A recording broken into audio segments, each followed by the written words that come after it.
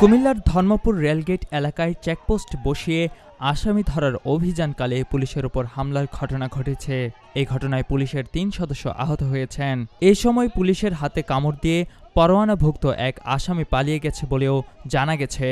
স্থানীয় সূত্র জানায়, শনিবার দুপুরে চেকপোস্টে ধর্মপুর এলাকার ওয়ারেন্টভুক্ত আসামি রবিনকে পুলিশ আটক করলে সেখানে স্থানীয়দের সাথে পুলিশের বাকবিতণ্ডা তৈরি হয়। এ সময় দুর্বৃত্তরা পুলিশকে এবং পুলিশের গাড়ি লক্ষ্য করে ইটপাটকেল নিক্ষেপ শুরু করে। আসামি রবিন পুলিশ সদস্যের হাতে কামড় দিয়ে পালিয়ে যায়। খবর পেয়ে অতিরিক্ত পুলিশ, র্যাব ও সেনাবাহিনীর সদস্যরা ধর্মপুর এলাকায় গিয়ে পরিস্থিতি নিয়ন্ত্রণে আনে। এরপর ওই এলাকায় অভিযান চালানো শুরু করে সন্ধ্যা পর্যন্ত সেখান থেকে ৬ জনকে আটক করা হয়েছে বলে জানা গেছে।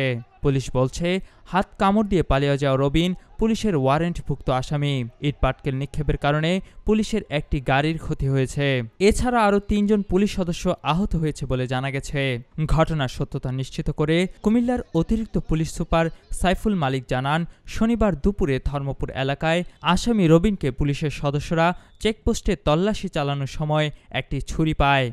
এ নিয়ে পুলিশ সদস্যদের সাথে স্থানীয় মাদক ব্যবসায়ীদের উত্তেজনা দেখা দেয়। মাদক ব্যবসায়ীরা পুলিশকে লক্ষ্য করে ইটপাটকেল নিক্ষেপ শুরু করে এবং পুলিশ সদস্যের হাতে কামড় দিয়ে রবিন পালিয়ে যায়। ঘটনার পর থেকে ওই এলাকায় পুলিশ অভিযান চালাচ্ছে।